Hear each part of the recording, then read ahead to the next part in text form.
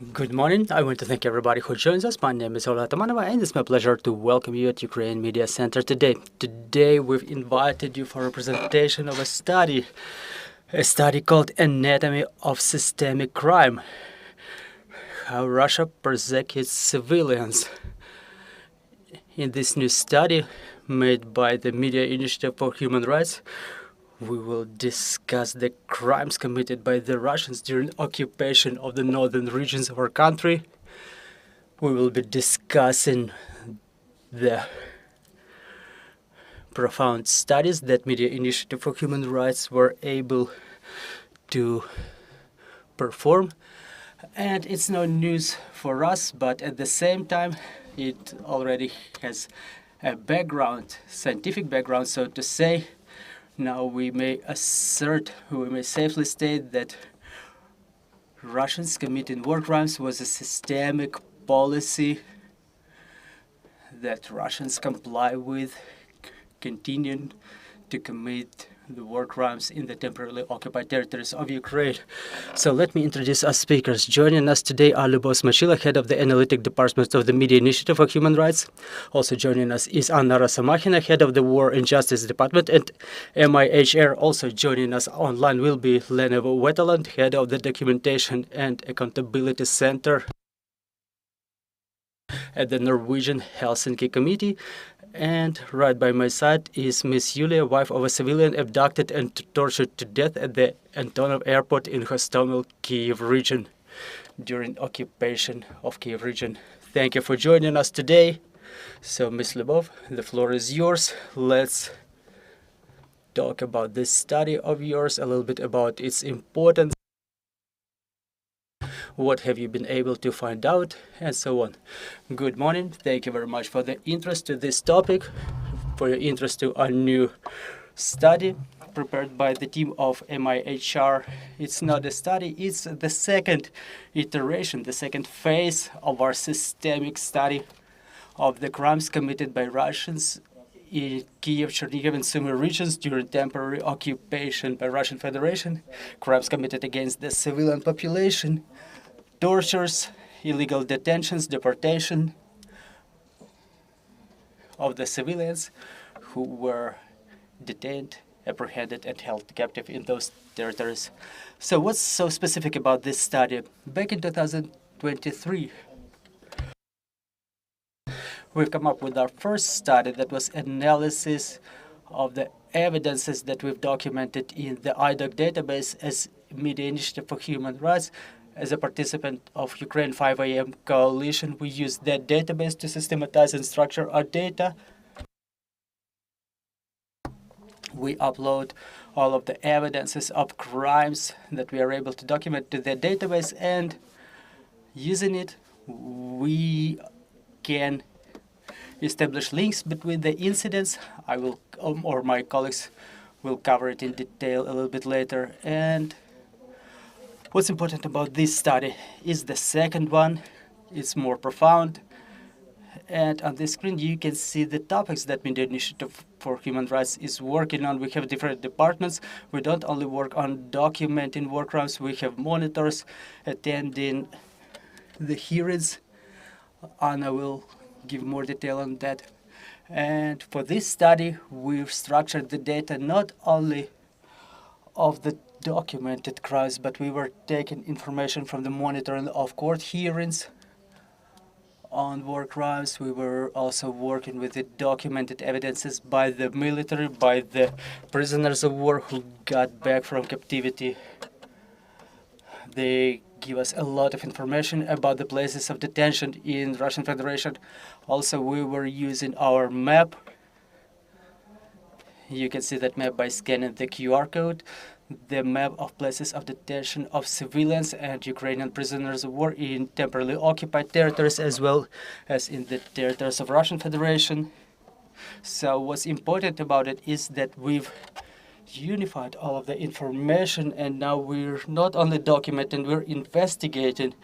We try to match all of the facts, and we're trying to track the logic of detentions. We're trying to track the goal of such detentions. Anna will give you more detail about the summary of this analytics, but we may say a little bit more about something more than war crimes, about the crime against humanity and different crimes that we may summarize as a crime of persecution of those people, when people were apprehended only for being against occupation by Russian Federation, even for passive resistance, something like personal correspondence, or sometimes people were being apprehended for bearing some Ukrainian symbols.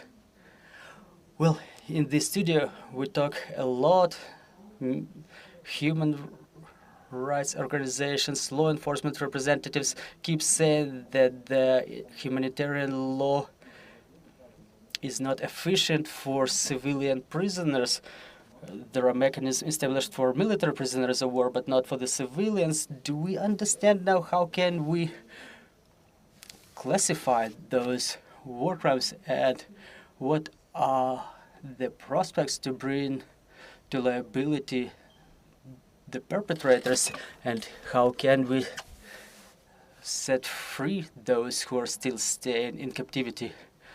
Well, having them set free is a difficult topic. A whole cluster of international organizations works on that along with the government and Ukrainian civil society organizations. We're looking for a mechanism that would be efficient, but it keeps changing with time. Even the ideas that we had in the beginning, back in the year 2022, they evolve, and now we're seeing that we need to get other methods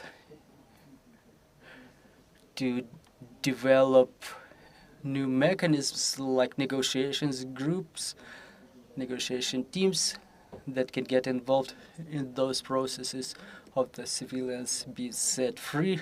Well, it's difficult to talk about all of the civilians who are being held captive in the territory of Russian Federation, because it's difficult even to identify the number of people currently staying in Russian captivity. I mean, the civilians. That's why this report is more about structuring the information, just as we do in IDOC database. You can see the clusters that we built on the screen, and we will continue building such clusters for other occupied territories which are still under occupation by Russian Federation. But that's a report about structuring of information that can be used on international level or at the national level to bring the perpetrators to liability. So it's more about the evidences, about the associates, about the persons associated in those crimes. So today we're going to talk more about accountability rather than mechanisms mechanisms used to set the civilian prisoners free. So that's another cluster of our work. So Ms. Anna, let's talk a little bit more about the results of your survey, about your study. Well, so what's so important about this study? In my opinion, in future we will need to build such a system of accusations where every single crime committed against Ukrainians is not a separate episode. All of the crimes committed are being committed systemically. Every Russian military is just a small fraction of this system. But in total, they never act on their own. They act in a system in which the crime is being encouraged and never punished. We've seen, as we were writing this report, that torturing, horrific conditions of detention is a standard for Russians, and inside of their environment there are never questions arising, why are we doing this? The answer is already built in their heads. They already know why are they doing it. And the work that we have done was very meticulous. It was a large-scale, difficult work but it was necessary to make sure that in future no one can say that those were standalone episodes. That's a systemic crime against humanity. That's a systemic policy of Russian government. Our team is convinced, the team of MIHR is convinced that the crimes described in this study is the crime against humanity. It's a large-scale crime committed not only during occupation of the northern regions of Ukraine, but in any territories of Ukraine which end up under control of Russian military. And not only starting from the year 2022, but starting from 2014, they're all parts of the same long-lasting assault of civilian population that will continue just as long as Russia has access to Ukrainian territories.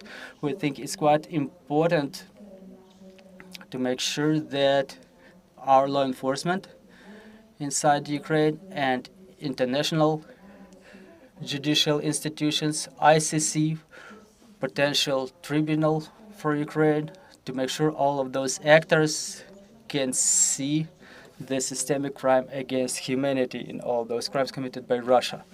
Well, that's the main summary, that's the key summary of our report. As we were writing it, we've analyzed more than 150 evidences of the survivors of those crimes. Some interviews are 40 to 50 pages long, a lot of details. We've analyzed it, we've meshed it, we've uploaded to the system, and in our study, it's proven that the crime was committed by a number of Russian agencies, not only army, but also Federal Security Service and Federal Punishment Execution Services, which is a part of the Russian Ministry of Justice, and all those agencies, not only those that I've named, it's more of them. They work in a coordinated manner. The crime that started in Bucha, in Kyiv region, in Chernihiv region, continues with other Russian agencies in Belarus or in Russian Federation, and all those activities, they build an integrated chain of events. We've studied the standard models of behavior of Russians that take place everywhere in the temporarily occupied territories. As soon as they get actual access to the territory, they establish the screening system, they install the block post, they establish the system of so-called security measures. However, in reality, by their essence, they are not security measures.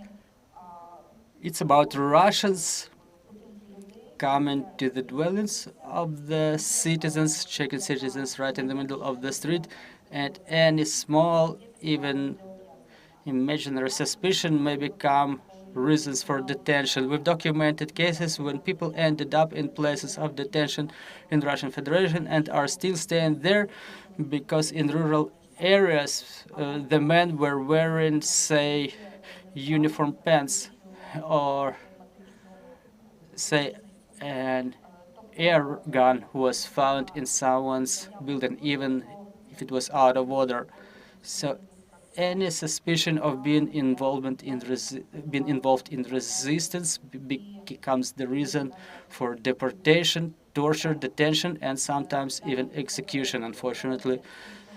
Then after implementation of a large-scale screening measures, the people are being put in the places of detention in temporarily occupied territories. Then some may be let free, for example, those who are severely ill or elderly.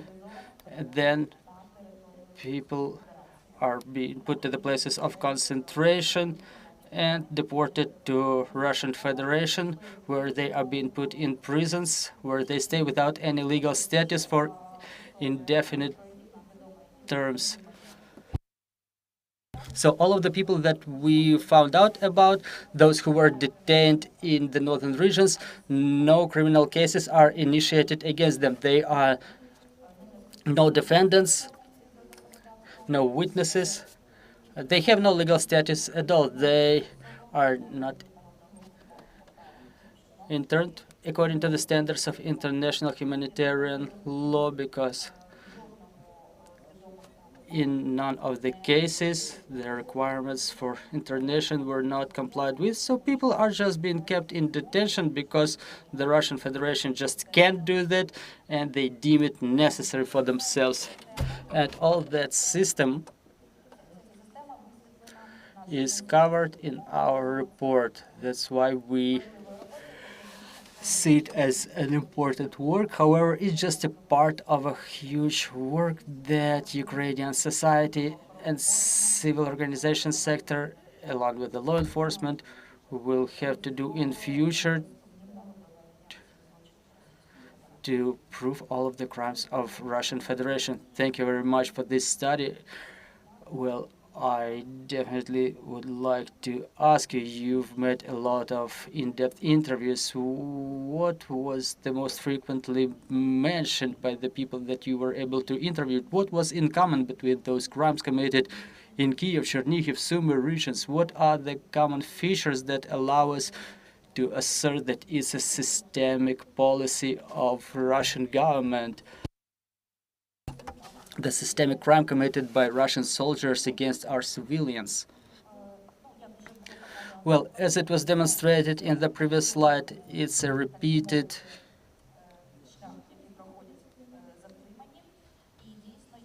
way of all of those detained, and the models of behavior are similar in all of the regions. I can go a little bit beyond our study. We document crimes in other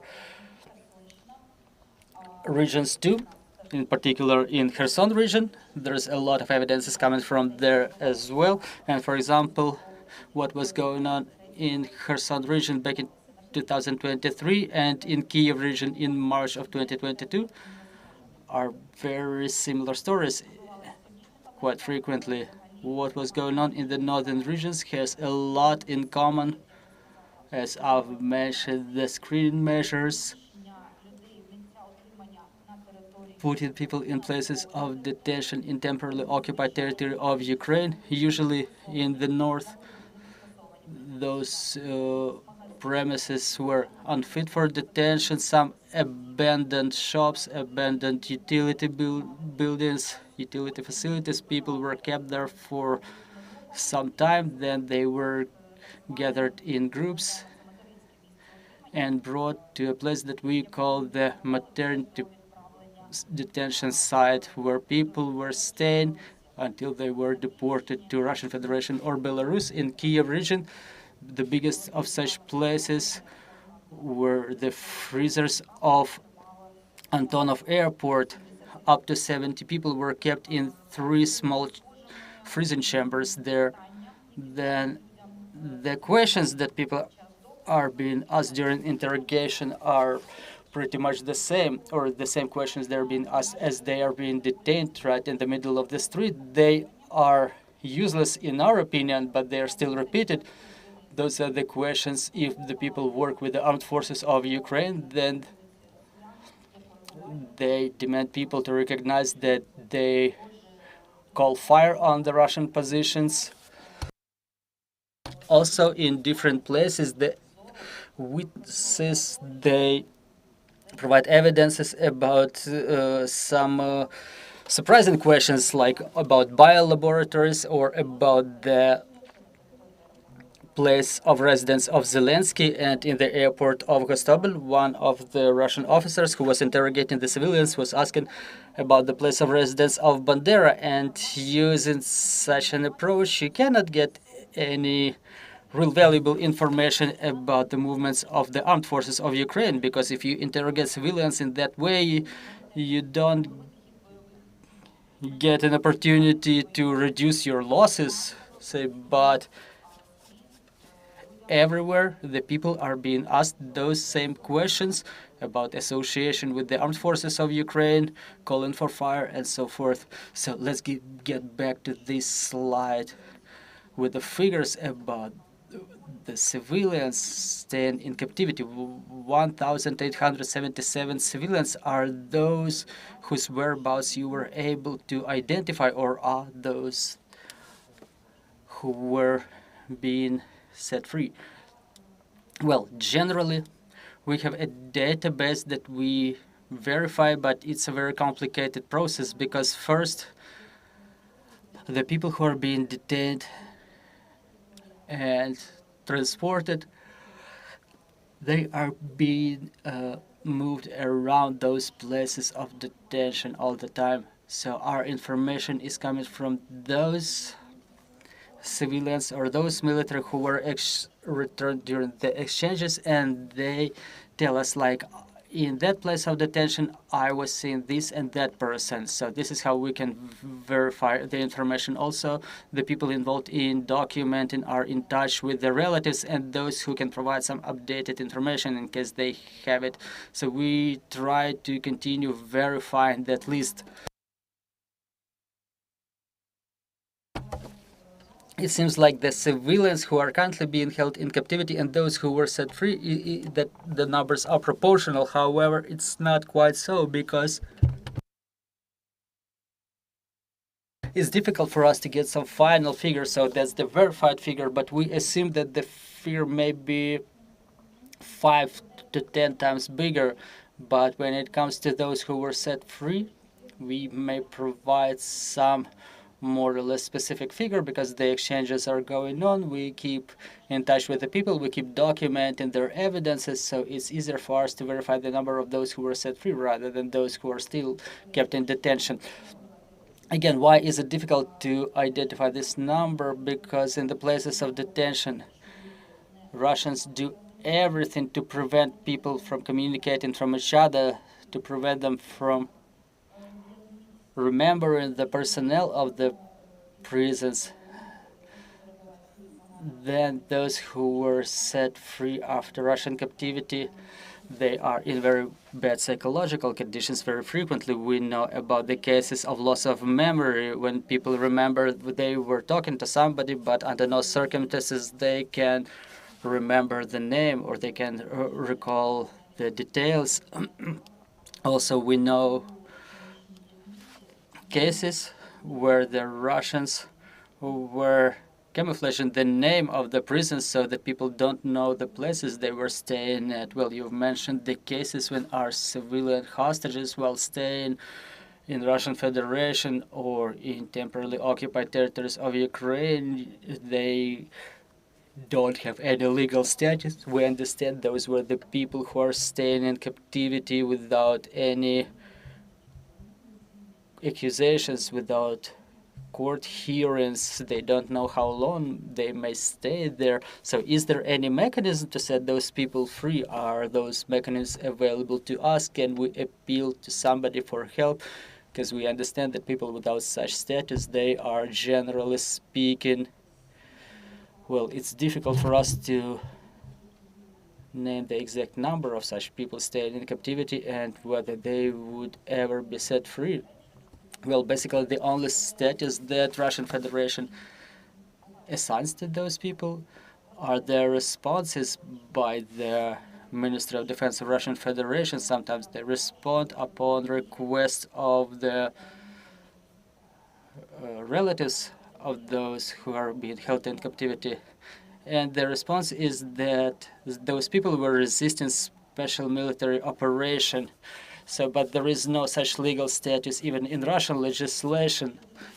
It doesn't entail resistance to special military operation, doesn't entail any even administrative liability, and we don't have any mechanism to force Russian Federation to set them free. And talking about mechanisms, there is no efficient one so far. Well, I wanted to mention the court hearings going on in the Russian Federation. We're currently studying them. They're mostly about the criminal cases against the military, but also about the civilians against whom the criminal cases were initiated in Russian Federation. They are being accused as well, and we're preparing a big report. There's an expert team working to analyze those proceedings in Russian Federation. But we assume that those proceedings are not about the fair justice, but it's yet another element of persecution of our people. You are demonstrating the map with the places of detention, so let's stop at this map. How many such places of detention are known to us? Where are they mostly located, and are those places different from those where our military prisoners of war are being held at? Well, it's more than 140 places. We keep updating this map. It's been updated on a weekly basis as soon as we find out about any new place of detention.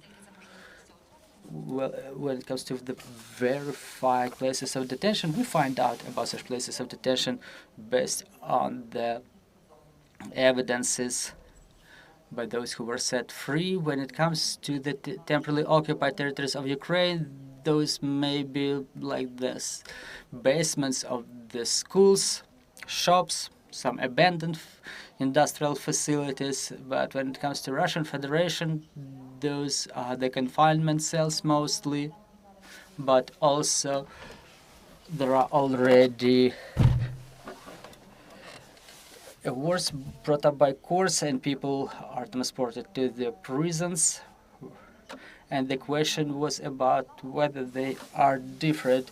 Well, when it comes to Russian Federation, the civilians and the military prisoners of war are being kept all together in the same places of detention. In temporarily occupied territories, it may be a little bit different. If it's a big, like a maternity detention site, it can be both military and civilians. If it's an improvised place of detention, it can be just for 2 or 3 civilians, but generally those places of detention are used for both military and civilians. When we were writing this report, it came up to our mind that it makes no difference to the Russians whether our people are civilians or military prisoners of war. It makes no difference to them. It's a severe violation of Geneva Convention, but still they keep them all together. We know that for the Russians, the tortures are a usual instrument of pressure on our people. It both applies to the civilians and to the military, but when we talk about the military, we know that the majority suffers tortures in this or that form. But what about the civilians? Talking about them, is the percentage as high? Well, yeah, those figures are quite similar. That statement that you mentioned, probably that 90% of the Ukrainian prisoners of war are facing tortures in captivity. Yes, we have to recognize, the team of MIHR has come to the conclusion that the most terrible tortures are happening to the prisoners of war. What's going on to them is real horrific. But at the same time, very rarely it happens that civilians are being set free without suffering any kind of torture. So one way or another, they are being deprived of food, they are being forced to stay in the cold premises, they are being beaten, they are being prevented from using bathrooms. So there are ticks against every type of torture that the civilians were facing. And yes, I would agree that about 90% of the civilians are suffering tortures as well. Thank you very much for your answer. And Miss Lene Wetteland is about to join us. Well, she hasn't joined so far, as our technical team is saying. Well, I would like to add a little bit about the torture. Our reports are not isolated. We study one topic and then we study another one. They are similar and they should be read all together. And we've already presented a report that we've prepared in coordination with the partners organization about the tortures, the Global Organization Against Torture and ZMINA, Human Rights Group. And we were analyzing the tortures that the civilians were experiencing in different regions of Ukraine. And basically there we've come to the conclusion that those types of torture is not an isolated crime. They may be a part of all that huge crime against humanity and crime of persecution, that in all the chain of crimes is just one of the links. So again, when it comes to torturing of the civilians or the military prisoners of war, if we talk about the temporarily occupied territories, almost all of the civilians are being subject to tortures. Also, they suffer from improper handling or improper conditions of detention, which may be equal to torture, and the conditions may be so severe that they may be classified as torture. So again, we have to look at every specific detention site. We have to analyze it, whether they are in temporarily occupied territories or in Russian Federation. But again, I agree, but the tortures are applied equally to both civilians and and military prisoners of war. Miss Lene, are you with us? I hope you're seeing and hearing us.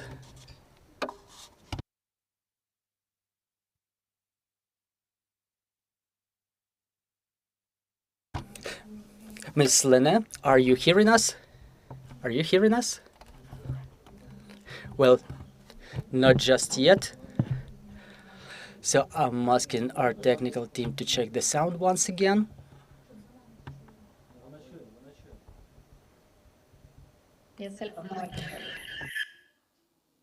Ви нас чуєте, пані Лене? Miss Lene, are you hearing us? Now I can hear you, yes, sorry. Чудово. Well, wonderful. Thank you very much for joining us. We're talking today, well, the topic of our conversation is the study of the crimes committed by the Russians in Kyiv region and other northern regions of Ukraine. And we would like to hear your opinion about the establishment of the database, IDOC database, that is being populated by our human rights organizations as well. To what extent is it capable of helping us? What is the potential for it to become the useful instrument to bring the perpetrators to liability? Because the biggest demand on part of our society is the justice and accountability for everybody who was committing crimes in the territory of our country. Yes, thank you for the question. And I'm sorry I couldn't participate in the whole event, but I'm actually in a meeting where we're discussing further improvements of the IDOC tool, because we find it as a very important tool how to work on the accountability and justice processes in Ukraine. We are very glad that we can contribute with the experience and the network and the tools that we have. We have used IDOC as an organization in North Caucasus since 2010. Started working on Crimea in 2014, because as you all know, the war didn't start in 22. And the IDOC tool has been used in many other conflicts around the world. And it is based on the ICC taxonomy. So it's a perfect tool to document, and not only document and list, but also analyze the atrocities that take place. It's continuously being developed. It's being adjusted to the different situations, the different users.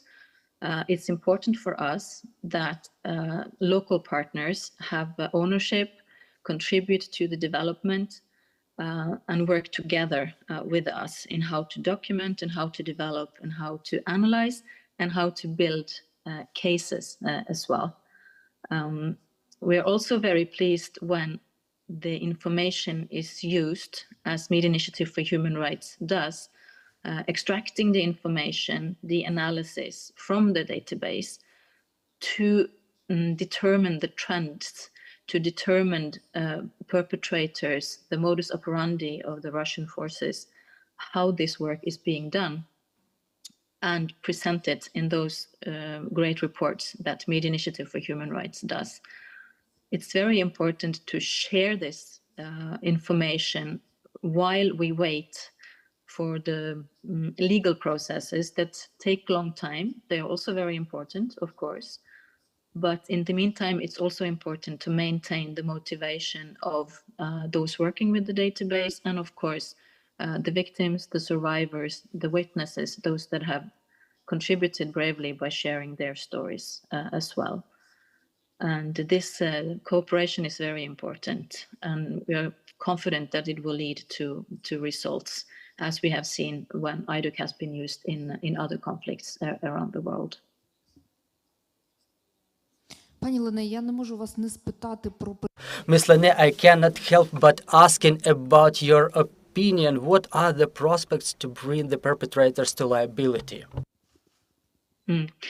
Yes, there are, of course, the different ways of doing that. There is the national courts that are overloaded. As you know, there is the international processes in, for example, the ICC, and there is the prospect of sanction lists, and of course also of universal jurisdiction.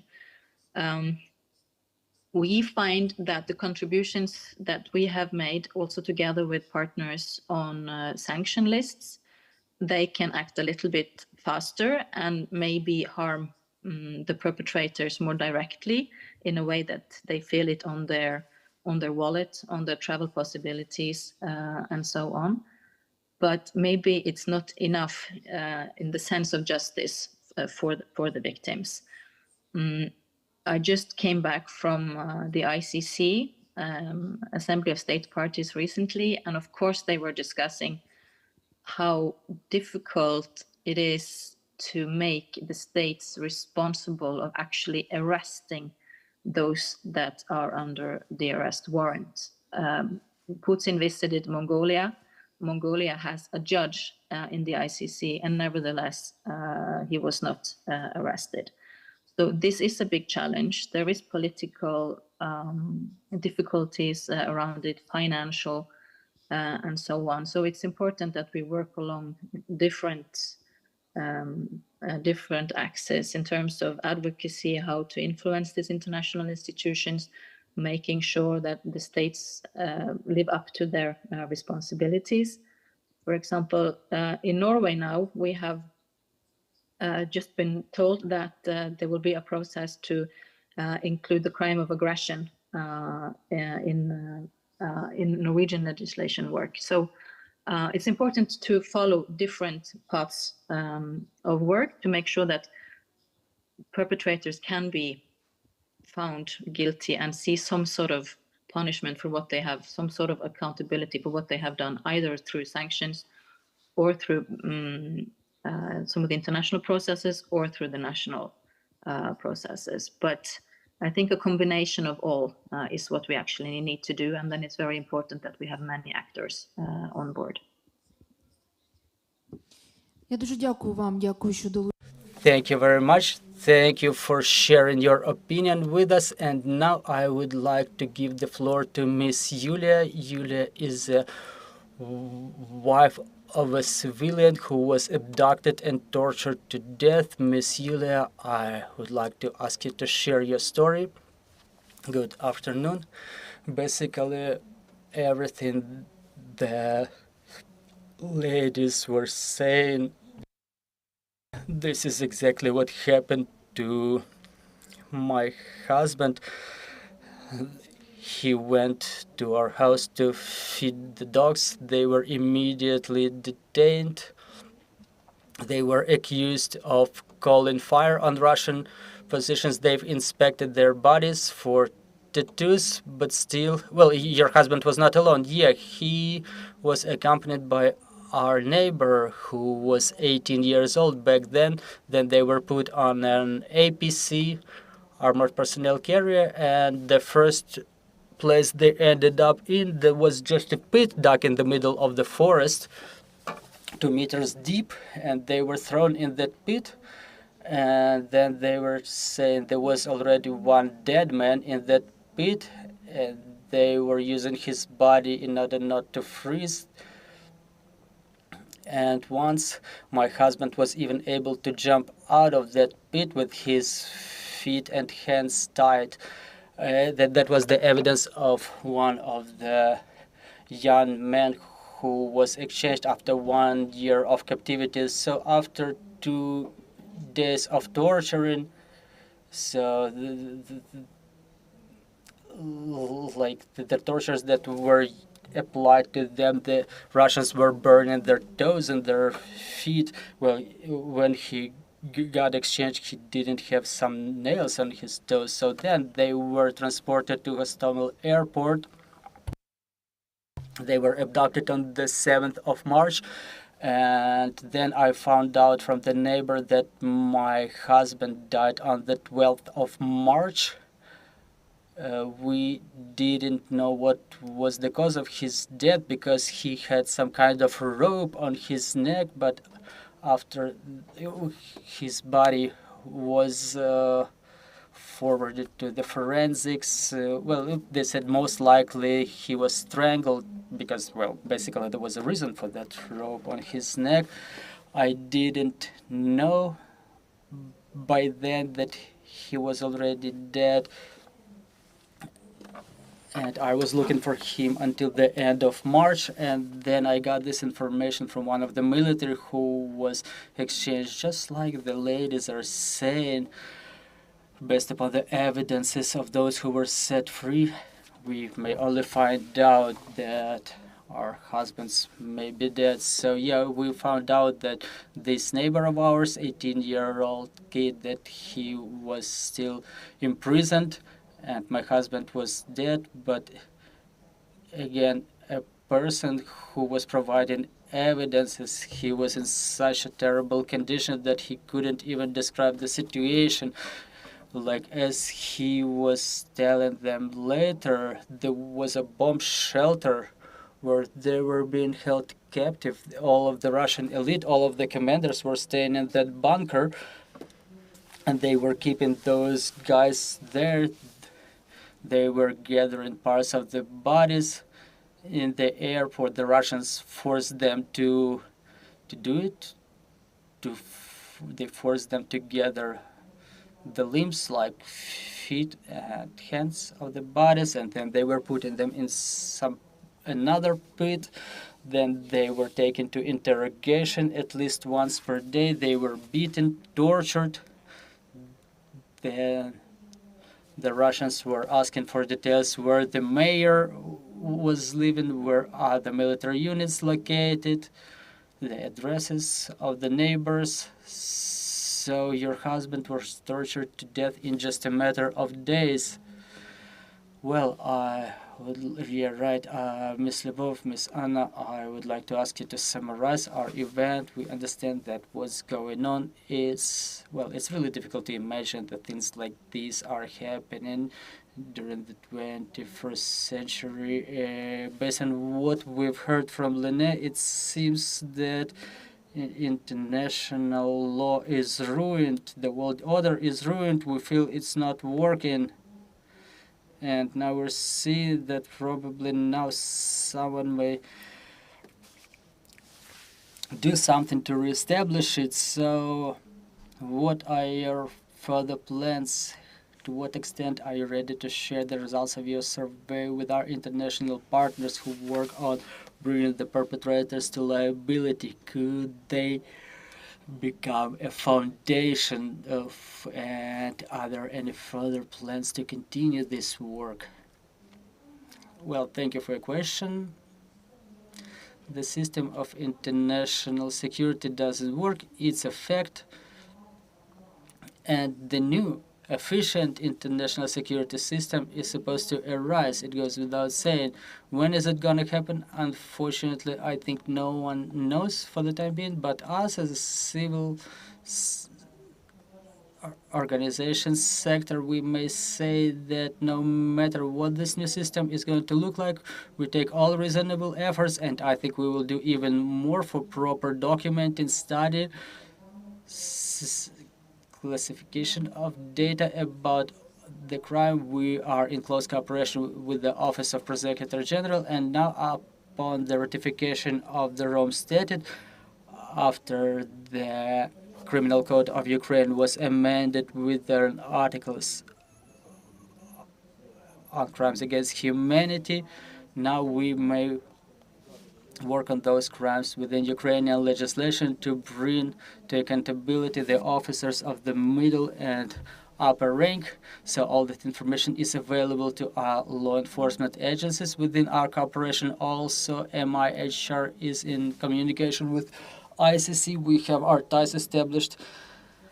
So we don't know what's going to happen next, but we keep working to and keep taking all reasonable efforts. Well, we really continue documenting the crimes. It's a foundation of everything, and we appreciate the input of the relatives, of the families with whom we have contacts, those who share their evidences with us, because it's a foundation of all of the evidences.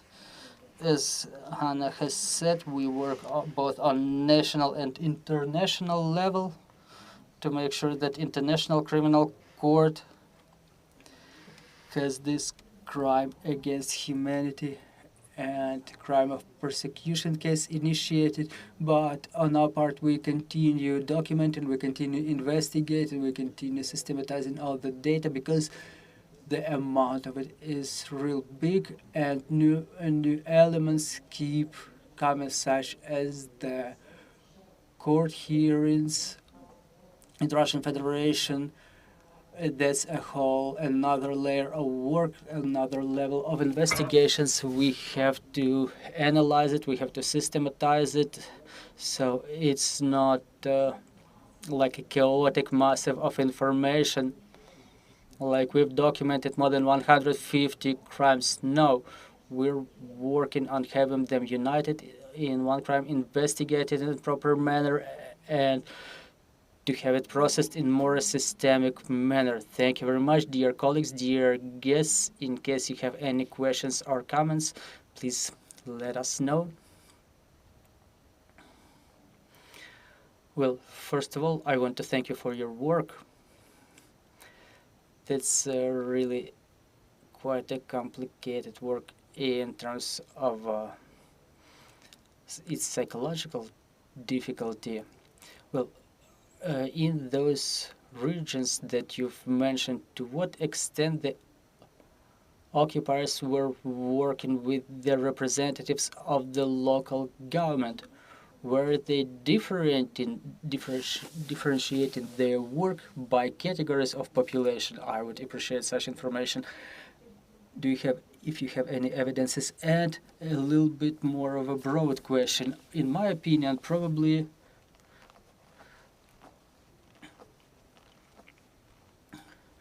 we should not probably save the international law. Probably we should build European international law and to build specific mechanisms with regard to such a member as Russian Federation. I think we should resort to more of economic sanctions and to make sure that every single survivor gets some significant compensation, and Russian Federation government should be aware of it, that every shot, every torture will result in an amount, quite a significant amount. Otherwise, Russia cannot exist in European space as a subject of any interaction. Well, definitely they may trade with China, other countries who may deem it acceptable for them. Well, kind of like this, but saving the United Nations and rescuing the international law, well, it's a global task. Probably we should start with something smaller. It would be a better response on our part if we're building this European story. It's kind of a suggestion. Thank you for your comment and your remark. Well, the first question was about the local governments, the representatives of the local government. Well, I apologize. Thank you for your question. Well, in fact, those are real interesting observations. After we've studied the large massive of evidences, we haven't studied it separately, but it seems like in the north, where the occupation was lasting for a month, the heads of the communities were not screened like village elders, the city mayors. Well, they had lists, but they did not work with those lists. We assumed that it was happening because during that a little bit more than a month of occupation, the Russians did not stay at that territory. They were staying under threat in the actual area of combat operations. That's why their so-called screening was a little bit impulsive and chaotic. So the armed forces of Ukraine shelled some positions of the Russians in some village. Then they've screened all of the men in that village. They found a gun at someone's house. They shot a person immediately, and the rest were sent for screening. So they were trying to secure themselves like right here, right now. But there are specific cases when an elder of a Matizhin village was killed with his family, or based on one notice of suspicion that was posted in the Office of Prosecutor General. We're aware of an interesting case when in Bucha, Russian military broke into a local hospital, took the civilian doctors hostages, and then he was forcing the chief doctor to take the office of Bucha mayor. So it was quite impulsive. Well, in other regions where the occupation is going on for longer, for example, in Kherson region, where the Russians are building some local administrations, some system of social guarantees where they try to establish some social structures, this is when they start such a targeted filtration of civil actors, representatives of local government. They look for the military veterans, and they start working intensively with the representatives of the resistance movement. And talking about the second question, there's a lot of uncertainty in future. Well, we may say with confidence that the existing system doesn't work, but what the new system should look like, we still don't know. When it comes to the compensations, we have to mention that the Register of Losses of Ukraine has started operating, which is aimed at using the assets of Russian Federation, estimated in the amount of $350 billion, and MIHR works with the Register of Losses. And we may safely state that shortly, not very shortly, but this mechanism may start working. Thank you very much. Thank you for your work. Thank you for what you're doing. Ms. Yuliia, thank you very much for joining us and sharing your story. And we continue working together for our victory. Thank you very much for your interest. Our next event will be at 1 o'clock, and we will talk about the agrarian sector of Ukraine. Thank you, and glory to Ukraine.